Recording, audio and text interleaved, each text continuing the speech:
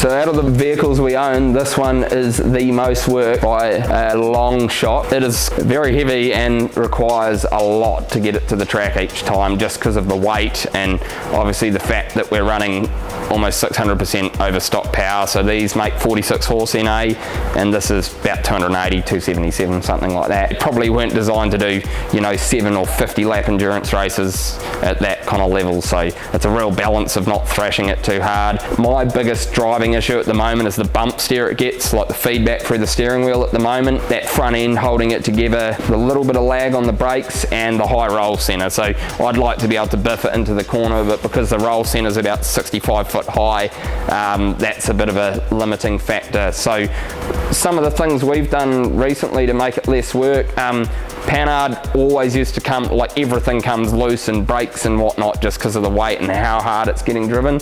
So we've got this old Nissan system. I think they got fitted in like 2010 odd GUs in Australia, and it's a real cheap little kit, and we've put that on the bottom of the Panhard. It hasn't never moved, and before you could Loctite it, Nord lock it, do anything you want, it would still come loose. So that's been a great little fix. We also had issues with just the dampener moving just from the extreme cycle speed. So this clevis has seemed to be a reasonably good solution from that. It's knurled and just seems to clamp a lot better. This season we went to aluminium steering arms to reduce weight. That has helped with the feedback. The last event we just went nuts on it and managed to get 90 something, I think it was 98 actually, kg out of it, but obviously that had an effect of making the vehicle sit higher in the front end. So it was super rapid in a straight line, but the caster that we lost just decreased that turn in even more. So that's something that we're going to be tackling. If time was a bit easier to get, would be longer front arms with more caster, shift that front diff forwards about 150 mil and then move the motor back about 150, 200 mil. The further we get that motor back, the more we can lower the ride height, and obviously it gives it a better weight distribution because it's quite heavy on that front end at the moment, which when you're driving it, you've really got to think about it, how you take off on those jumps. You don't want to be backing off the gas or you'll be doing forwards flips. So I am kind of hoping to do all those things at the same time, push that diff forwards, push the motor backwards and drop that body down. I think that we can get about 200 mil of body drop, which I think every little bit helps, and the floor pan, although the cage is tight in front and rear, it's pretty well done its dash, so we'll have to remove the floor. They got rid of class 6, so this thing was actually road legal last year, so we've had to go into class 8 with all these pro lights and whatnot. So I've kind of made the call and we ditched the windscreen, and that's got some major benefits from like a vision perspective. At Palmy we tried to run a mesh because I was so worried about the rocks, but my eyesight's not as good as it used to be and I just couldn't drive looking through it, so we just removed that after the first race and hope for the best. And we actually split a front brake pipe. It just fractured down the side, but as you can see the inside's getting pretty light. We made the steering column, like everything we've done is just all about weight savings. This used to have a full dash and everything like that, so we've ditched the top of the doors, all the dashboard's gone, all the unnecessary brackets, any wiring that's no longer used. Obviously it runs the Haltech.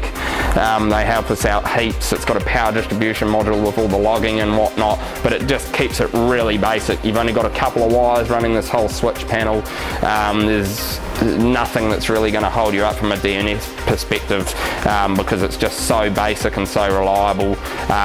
This column with the quick release, although we saved a significant amount of weight with that, the main benefit of it was actually because the vehicle, short leg things again, obviously it's designed to just be a cruising truck, not passing the steering wheel through your hands, so I couldn't counter steer fast enough and my hands couldn't reach around the bottom, so we were able to make that a lot shorter to get more arm clearance and obviously still maintain good foot pedal contact because we couldn't move the seat any further back. The final thing that we've been developing is the front end of these. We've got a Willwood kit and it actually fits with 15-inch rims, so I must get them listed on the website because they are ready to go, and we've actually made the petrol twin pod EFI kits that you'll see that we sell.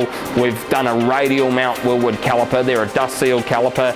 The reason we like the wheelwoods is literally just unsprung weight. The factory calipers are about 5 times as heavy, and every little bit helps. Obviously weight is power, and it's also reliability. The heavier everything is, the more it breaks parts, and unsprung weight is kind of a killer in the front end. Hanging off this with that big beam axle, it's not ideal, but we're trying to keep the stuff that we're developing and testing and learning about relevant to the vehicles that we work on, so we can learn a lot and carry it over to guys that are using it, their four-wheel drives, you know, for weekend vehicles, but it's still obviously running that factory motor, clutch, bell housing, exhaust manifold and whatnot. The final quite exciting thing that we did when we made our silicon millennium exhaust manifolds, and we've been making them for 6 or 7 years now, and we've never had any issues. They're just so reliable.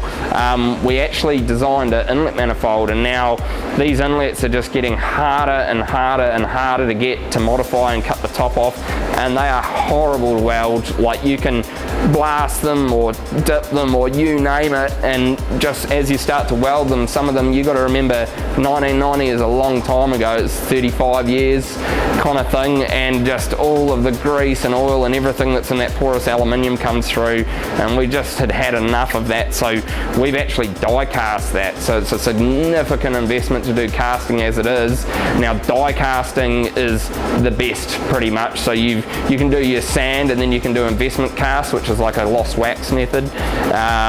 Sorry, I'm just running off the top of my head with the terminology here, and we've actually made dies, so they're a CNC machine die, and this inlet that we designed some time ago, we've gone that way because when we made these cast exhaust manifolds, we were over 50 grand in the hole before we had one that was sellable. We had quite an unpleasant experience. We had to go through multiple foundries. Everyone just struggled and couldn't really deliver what they claimed they could, and this inlet obviously gives you good dispersion to all 6 cylinders, makes it better for all your intercooler piping, and we've also incorporated all of the brackets, the M6 bolt threads, everything for those injector pipes.